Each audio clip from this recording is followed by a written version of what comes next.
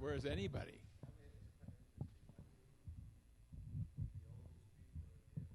Well, it's always the case. It's Senior Citizens Club.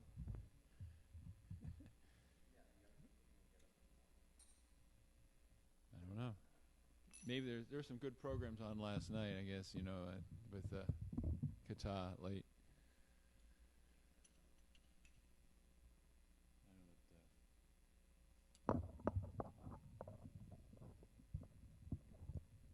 See if this works here.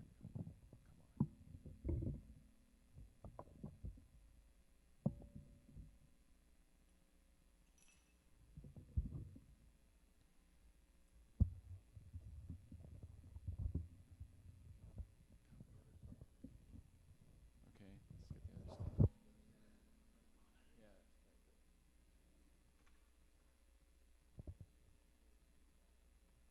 Stays in one place.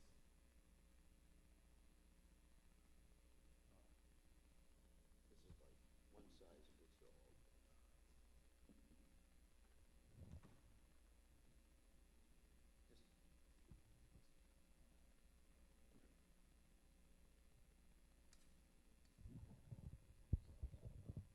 Perfect. Still If it keeps going down, you just got to go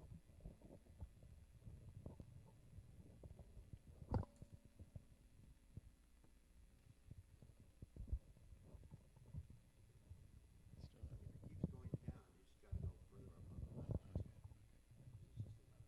all right. Hare Krishna. All right.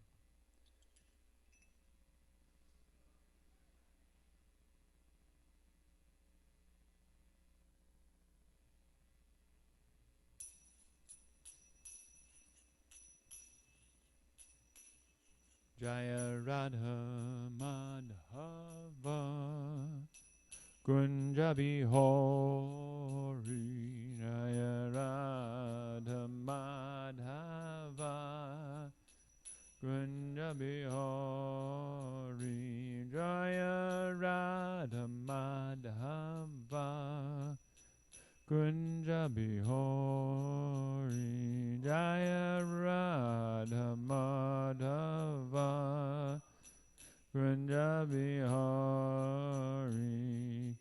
Gopi Jana Vallabha Girivaradari Jaya Gopi Jana Vallabha Girivaradari Jaya Gopi Jana Vallabha Girivaradari Jaya Gopi Jana Vallabha Girivaradari Yasodanandana Braja Jana Ranjana Nandana Braja Jana Ranjana Yasodanandana Braja Jana Ranjana Nandana Braja Jana Ranjana Yamunatira Vanachari Yamunatira Vanachari Yamunatira Vanachari Yamunatira Vanachari Jaya Radha Madhava Kunja Bihari Jaya Radha Madhava Kunja Bihari Gopi Jana Vallabha Girivaradari Jaya Gopi Jana Vallabha Girivaradari Jaya Gopi Jana Vallabha Girivaradari Jaya Gopi Jana Vallabha Girivaradari Yasodanandana Braja Jana Ranjana Udanandana Raja Jana Ranjana Yasodanandana Braja Jana Ranjana Nandana Raja Jana Ranjana Yamunatira Vanachari Yamunatira Vanachari Yamunatira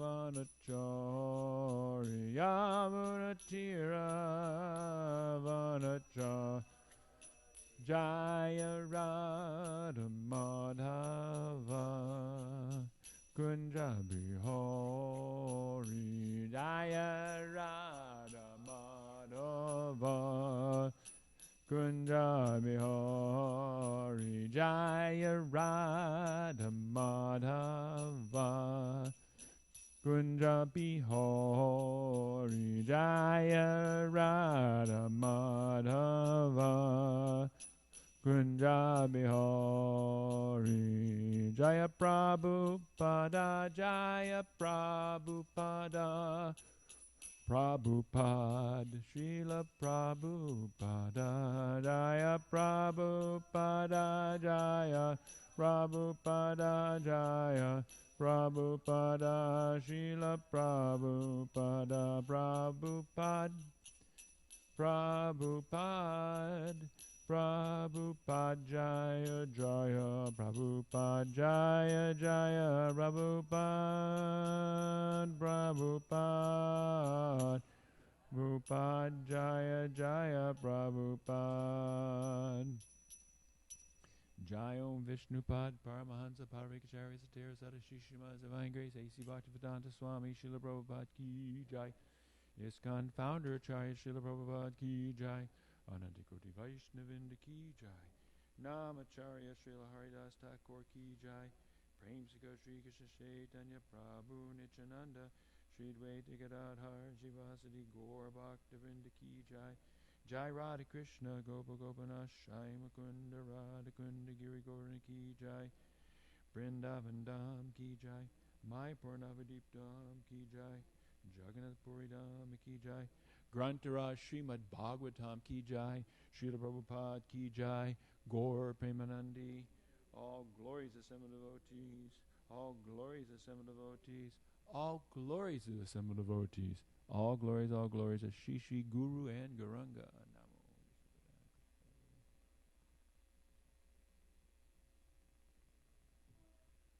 Om Namo Bhagavate Vasudevaya. Om Namo Bhagavate Vasudevaya. Om Namo Bhagavate Vasudevaya. Om Namo Bhagavate Vasudevaya. Om Namo Bhagavate Vasudevaya. Om Namo Bhagavate Vasudevaya. Srimad Bhagavatam, Canto 10, Chapter 16, Verse 47, and this section is the prayers by the Nagapatnis. This verse doesn't have a purport, but I am going to read a short tika by Vishwanath Chakravarti Thakur as the purport for this verse. Avyakrita viharaya sarvavakrita siddhaye rishikesha namastestu munaye maunashilane Krita viharaya sarva vyakrita siddhaye rishikesha namastestu munaye maunashilane avyakrita viharaya Sarva Vyakrita Siddhaye Rishikesha Namaste Stu Munaye Mona Shilane.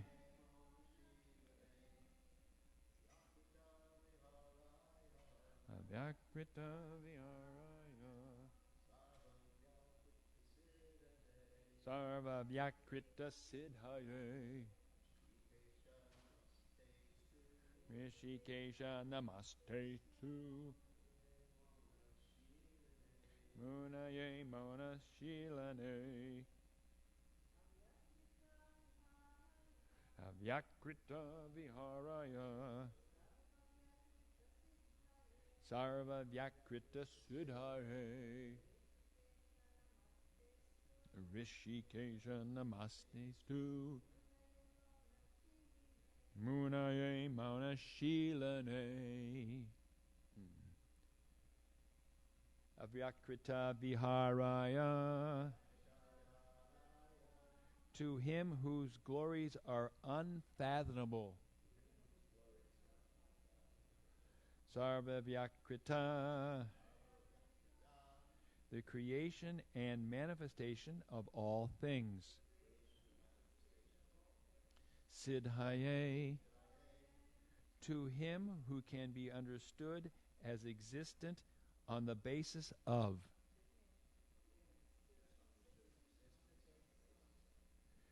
Rishika Isha. O motivator of the senses. Namaha. Obeisances. Te. Unto you. Astu. What's auspicious? Okay, it does. It just screws up in here. Astu, auspicious. I guess. Astu is not on my word for word here. What does it say there? Let there be. Okay, it doesn't have. Let there be. Okay. Munaye. To the silent. Monashilane. To him who acts in silence. Translation by Srila Prabhupada's disciples. O Lord Rishikesha, master of the senses, please let us offer our obeisances unto you, whose pastimes are inconceivably glorious. Your existence can be inferred from the necessity for a creator and revealer of all cosmic manifestations. But although your devotees can understand you in this way, to the non-devotees you remain silent, absorbed in self-satisfaction. Please repeat. O Lord Rishikesha, master of the senses, please let us offer our obeisances unto you, whose pastimes are inconceivably glorious. Your existence can be inferred from the necessity for a creator and revealer of all cosmic manifestations. But although your devotees can understand you in this way, to the non-devotees you remain silent, absorbed in self-satisfaction. And Vishwanath Chakravarti Thakur speaks in his Tika on this verse short. This verse expresses the fact that Krishna's pastimes are sweeter than any other. Quote, you are called avyakrita, unexplained, vihara, because your pastimes are inexpressible even by scripture, or because you have pastimes which appear material, or because you perform your pastimes without any special formalities or pomp, such as love without marriage, etc. You endow the devotee with abilities to serve you perfectly, sarva vyakrita siddhi. You are the attractor of all the senses of the devotees, Rishikesha, and for those devoid of bhakti, you are Atma Rama Muni. For those who pray for fulfillment of desires, you are silent, neither bestowing happiness or relieving distress.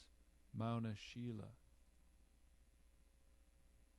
Jai Shri Om Jnana Timarandasya Gyananganan Shalakaya Chakshu Umini Tangena Tasmai Shri Guruve Namaha Shri Chaitanya Manobhistam Stapitam Yena Bhutale Swayam Rupakadamayam Dadati Swapadantikam Nama Om Vishnu Padaya Krishna Pastai Bhutale Srimati Bhaktivedanta Swami Nityanamani Namaste Saraswati Devi Gauravani Pacharni Nirvasesa Shunyavadi Prasajadeshtarni Jai Shri Krishna Chaitanya Prabhu Nityananda Shri Dvaita Gadadhar Shivasati Gaur Bhakta Vrinda Hare Krishna Krishna Krishna Hare Hare Hare Rama Rama Rama Hare Hare.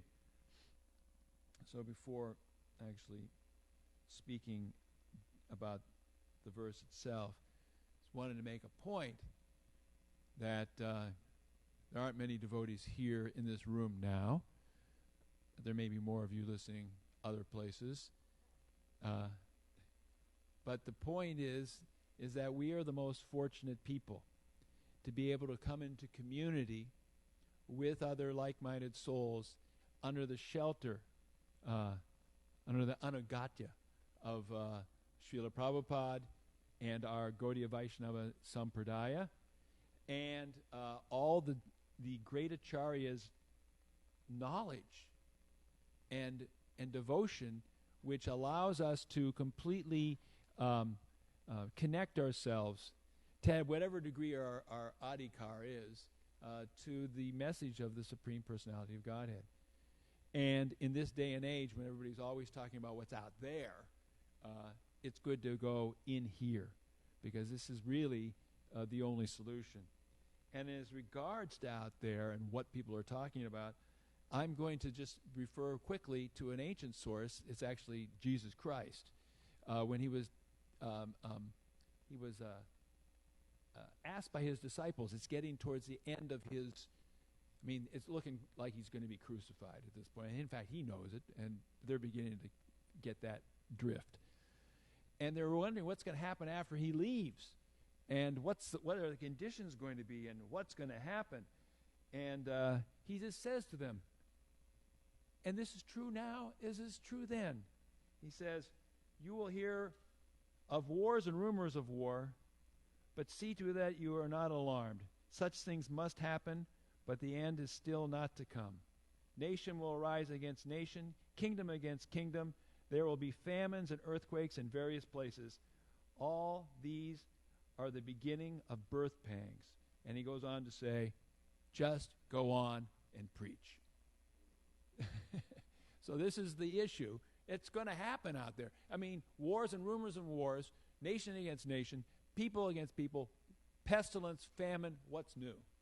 So forget about it. Let's talk about what's here in this verse. And in this verse, we have Vishwanath Chakravarti Thakur giving his, in his tika, and the first line, which is Avyakrita Vihara, he says, because your pastimes are inexpressible even by scripture, or because you have pastimes which appear material, or because you perform your pastimes without any special formalities or pomp, like love without marriage, etc.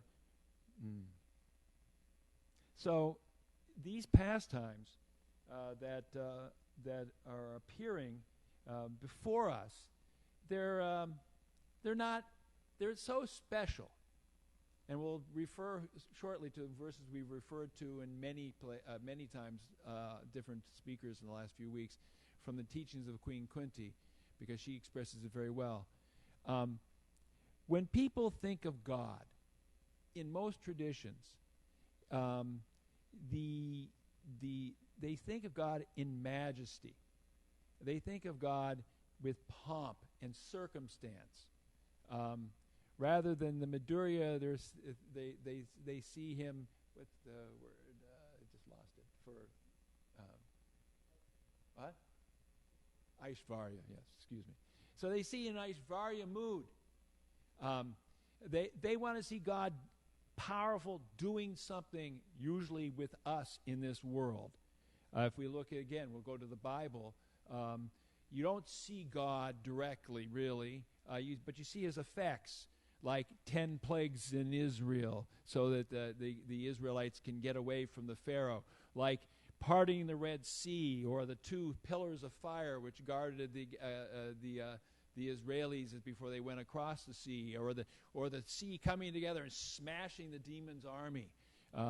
You see this. I mean, that's God. He's powerful. He's supreme. You go, my God, of course he's powerful. And we also have some of those Aishvarya sorts of attributes to Krishna. Think of Nrsimhadev.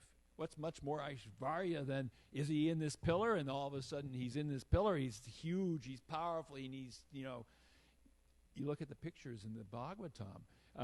Even greater than killing Hiranyakashipu, which he tore up very quickly, was the fact that he killed millions of his soldiers in a second. I can't even imagine how they show that in a movie. It'd be great, in a second. This form of Hiranyakashipu it's interesting, because when I was at a seminary, a Christian seminary at SMU, it's in Texas, it came up so many discussions about what's the nature of God, but somehow or other, one of my co-students, he was a fundamentalist Baptist. He saw a picture of Nrsimhadev tearing up, and he loved it. He said, "That's the kind of God I want, killing the demon." But what about the God who crawls in the dirt? What about the God who sucks the life air out of Putana? What about the God who gets tied up by his mother? And those pastimes are inconceivably sweet. And as we go to the teachings of Queen Kunti, text number 30, I'll just read the English, 1:830. Of course it is bewildering, O soul of the universe, that you work, although you are inactive, and that you take birth, although you are the vital force and the unborn. You yourself descend amongst animals, men, sages, and aquatics.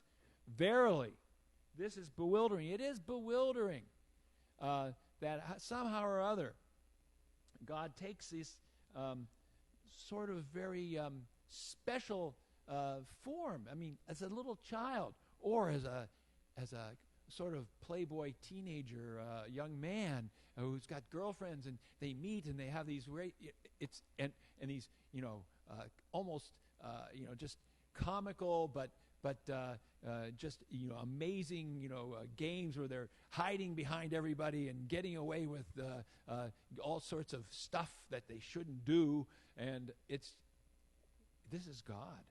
The transcendental pastimes of the Lord are not only bewildering, but also apparently contradictory. In other words, they are all inconceivable to the limited thinking power of the human being.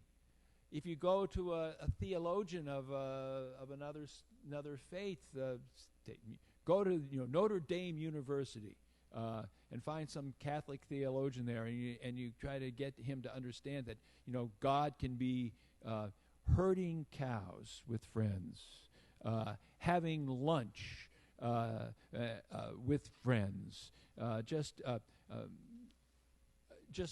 playing around. And then there are interludes when he has to do things like manifest all his friends because the Lord of the universe comes down and steals everybody. But that's not even important to him. In other words, he just tries to get rid of this so he can go back to just kind of hanging out, herding cows, or meeting secretly with his girlfriends, who shouldn't even see him because of the codes of morality. And God's acting against codes of morality. I mean, isn't he the protector of the codes of morality? Whew, this is inconceivable. And it's meant to be inconceivable. He cannot be understood by the Vedic knowledge. You can't go to the scriptures and figure this out. But he can be easily understood by the pure devotees because they are intimately related with him. The devotees therefore know that although he appears amongst the animals, he is not an animal, nor a man, nor a rishi, nor a fish. He is eternally the Supreme Lord in all circumstances. So when he is on the lap of Mother Yashoda, taking her breast milk, he's the Supreme Lord, the summum bonum, the creator, the maintainer, and the destroyer of everything. We offer our respectful obeisance to, the last line of the Damodarastakam, to this rope which bound the belly. He's the maintain. This rope, which is just a little rope, can bind the Lord, who's the creator of the universe. So this is inconceivable. In the next verse, it actually goes on and says, Kunti continues, "My dear Krishna, Yashoda took up a rope to bind you when you committed an offense, and your perturbed eyes overflooded with tears, which washed the mascara from your eyes, and you were afraid, though fear personified is afraid of you. This sight is bewildering to me.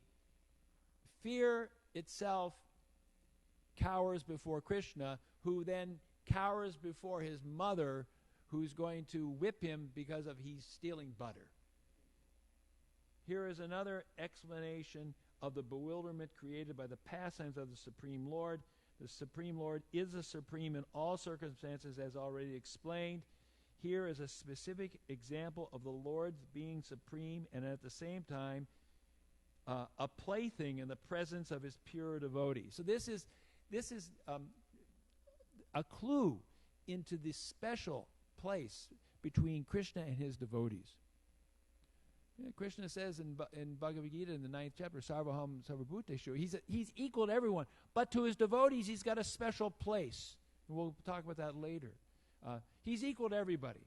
No one's treated unfairly by the Lord. But just as a great man, a good man, he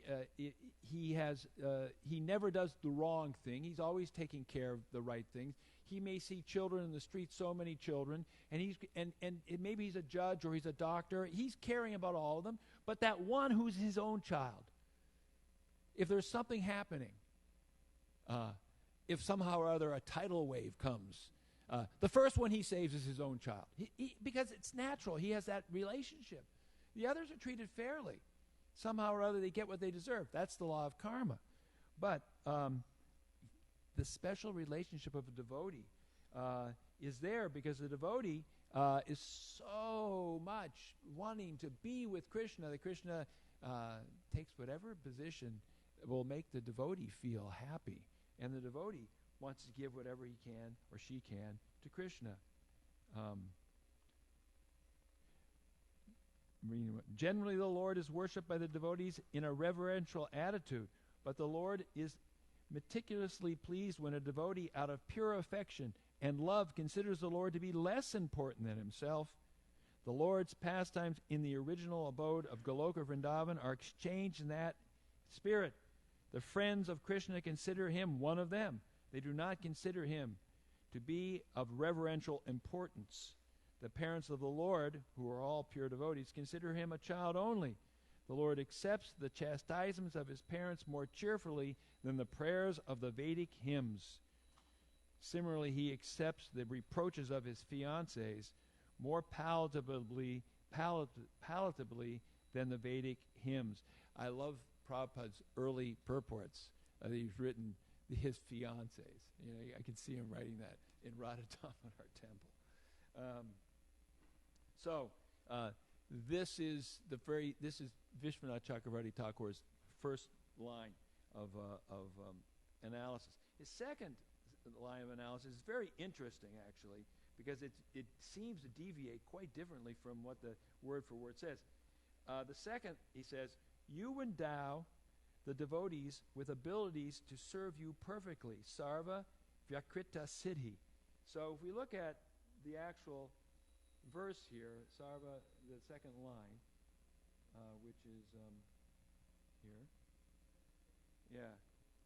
Sarva Vakriti Siddhaye, which is Sarva Vakrita Siddhi. We see that Sarva, in the word for word, sarva vyakrita, the creation and manifestation of all things, siddhaye, to whom? To him who can be understood as existent on the basis of. So they've been the translation here is your existence can be inferred from the necessity for a creator and revealer of all cosmic manifestations. So this seems to be somewhat at odds with Vishwanath Chakravarti's Thakur's, you endow the devotee with abilities to serve you perfectly. But it really isn't at odds when we consider what that means. If we are to understand his position perfectly, that will allow us to actually be able to serve him perfectly. Unless one understands who one is serving, one doesn't know really how to serve. So here, it's not at odds with the idea that the creation and manifestation of all things can be understood on the basis of a relationship.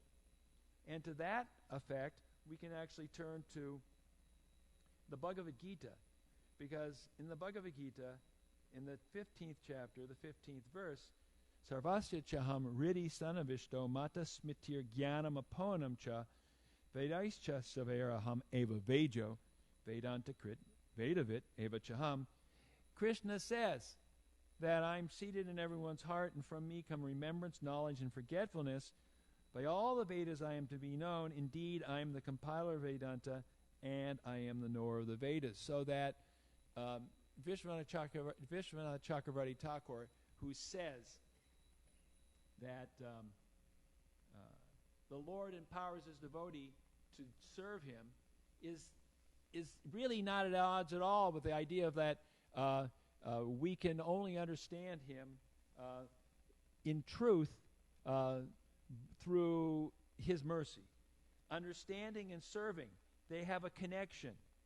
And here Prabhupada writes in the purport, the Supreme Lord is situated as Paramatma in everyone's heart, and it is from him that all activities are initiated.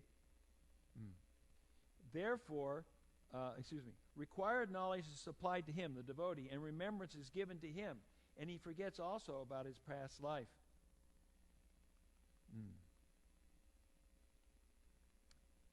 The Vedas give the right direction to people so they can properly mold their lives and come back to Godhead, back to home. And then farther on, it says, the Supreme Lord is so full that for the deliverance of the conditioned soul, he is the supplier and digester of foodstuff, the witness of his activity, and the giver of knowledge in the form of the Vedas. And as the Supreme Personality of Godhead, Sri Krishna, the teacher of Bhagavad Gita, he is worshipable by the conditioned soul. Thus, God is all good, God is all merciful. So, the idea that Vishwanath Chakravarti Thakur is giving here, that you endow the devotee with the abilities to serve you perfectly, is exactly in line with the idea that only by his mercy, through his revelation, can we know him. To know him and to serve him are actually in the same nature. So, as it says here, your existence can be inferred from the necessity for a creator and revealer of all cosmic manifestations. So, to have that intimate understanding makes it possible for the devotee to serve. See how Prabhupada knew how to serve. Because he knew Krishna completely, and Krishna knew him. And therefore there was an intimate relationship. Prabhupada wasn't seeing things on a day-to-day basis, that Krishna was the kind of cosmic, in a scientific way, cosmic manifestation. I mean, he could see that because he's a pure devotee, but he would see Krishna in his day-to-day life as giving him the understanding, the insight, the ability to take this process of Krishna consciousness and give it to the world. I mean, how else can someone who's never left his own country and he's elderly come to a place like New York City with a bunch of young people who take drugs and have really bad habits, really relate to them and give them guidance, so much so that they just, every word we became attached to Prabhupada. That's because Krishna guided things all along the way, and he had that intimate relationship with him. So that's the second line of this verse. Now the next two words that Vishwanath Chakravarti Thakur speaks about talk about two different kinds of transcendentalists. He says, you are the attractor of all senses of the devotees, Rishikesha. And for those devoid of bhakti, you are Atma Rama Muni. I'm getting a little short on time, so I'm going to be quick here. And speak just to the point of Rishikesha, that he is the attractor of all the senses of the devotees. This, of course, harkens to the verse that we understand. It's in the Chaitanya Charitamrita. Sarvapadi vinir muktam tatparat vena nirmalam rishikesha rishikesha sevanam bhakti uchate. That bhakti, or devotional service, means engaging all our senses in the service of the Lord, the Supreme Personality of Godhead, the master of all senses. When the spirit soul renders service unto the Supreme, there are two side effects. One is freed from all material designations, and one's senses are purified simply by being employed in the service of the Lord. So Prabhupada understood this principle when he engaged young, crazy people in the service, that he knew that by engaging in the service of him, the pure devotee, yasya prasada, bhagavat prasada, yasya prasada, nagatika topi, Krishna's mercy flows through Guru. He knew that the senses would be purified, and that one would become free from thinking I'm a man, woman, Russian, American, etc., which are all impediments to pure devotion. And Prabhupada speaks about this when we in one section here. I'll just read a short part of it because the time is short. He says, Sarvapadi vinir muktam tatparat vena nirmalam rishikena rishikesha sevanam bhakti uchate upadi. Now we are covered by designation. The same example, vasamsi jirnani yata vihaya, that's Bhagavad Gita 2:22. We are all dressed in two kinds of subtle and gross dresses. This material body and mind, intelligence and ego. So when we become free from these designations, sarvapadi vinir muktam tatparat vena nirmalam, and you become purified, nirmala, mal means dirt, and nirmala means without any dirt, without any dirty things, simply spiritual. So by coming to this platform of seeing Rishikesha, Krishna, the master of the senses, and serving him, the devotees become purified. And, as Prabhupada said, without any dirty things, simply spiritual. So that leaves us the last line of this, and which is rather controversial, where Vishwanath Chakravarti Thakur says that, and it's, for those who pray for fulfillment of desires, you are silent, neither bestowing happiness nor relieving distress, mana shila. And that also agrees closely with the verse itself, where it says that it seems to say that Krishna is not really listening. He's too busy. But although your devotees can understand you in this way, to the non-devotees you remain silent, absorbed in self-satisfaction. Why would he bother listening when he's playing with his friends? And when Radharani's calling, he's not listening to, oh, help me, there's a war here. He's not. He's not listening. It's not his business. And here it's very clear when Prabhupada speaks about this too, because he has another class where he talks about his godbrother from Germany, whose name Sadananda Maharaj he became.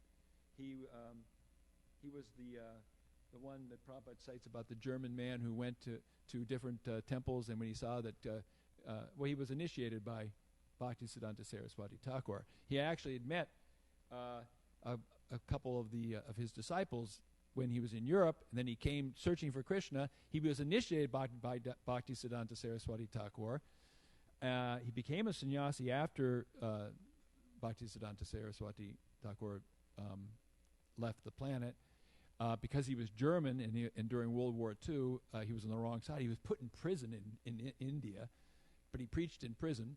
He came out of prison, preached in India, got very sick in 1960, went back to Germany, translated many of Bhaktisiddhanta Saraswati Thakur's books into German.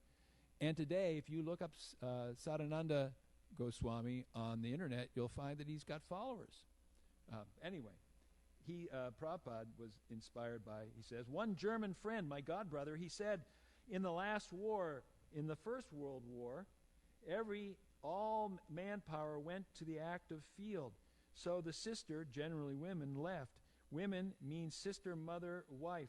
So they went to church. My husband may come back, my brother may come back, or my son may come back. But nobody came back. So they became atheists.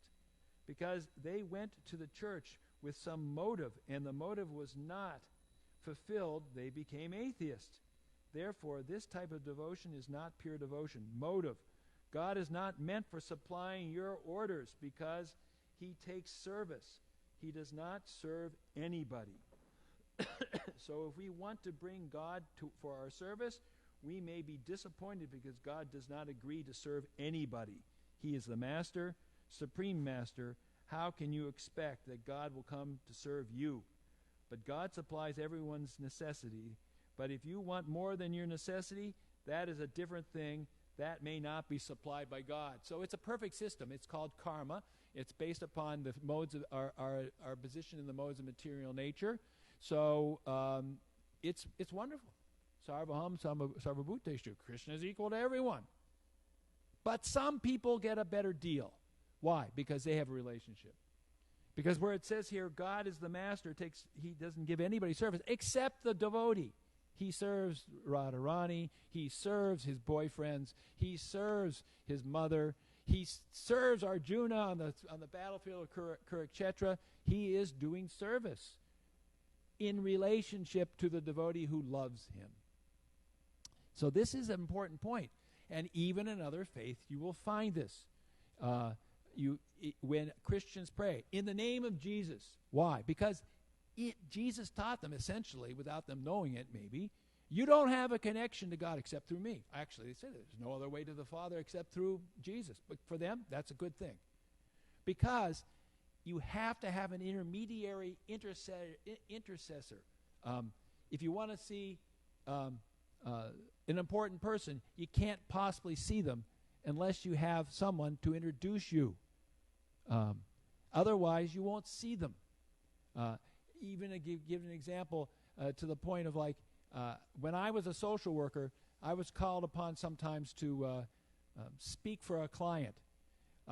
One guy, he was a shoplifter.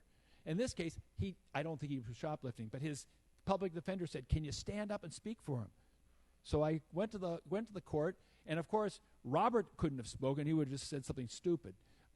But the judge said, "Do we have the social worker here?" I said, "Yes, I'm Robert so-and-so's social worker, and I can testify for him that he's trying to, be a good guy, and et cetera, et cetera. I'm working with the family." And the judge said, "Mr. So-and-so, you have a social worker. I'm going to let this go. You better, do the right thing." So I could stand as his intercessor there. He had no hope with the judge because he was a scout. Actually, he was what Prabhupada would call a rascal. But we're all rascals. And we need someone to stand in our place. And that person stands in the place and taps Krishna on the shoulder and says, "I know you're busy, but this person here is serving me. Okay.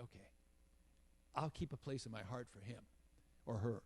Because we have guru, because we have that person who's giving us that special word to Krishna. That's Prabhupada. That's Gurudev. And that's why it's so important that we always honor the devotee of the Lord, because the devotees of the Lord are the gateway to Krishna's mercy. I'll stop there. Yeah.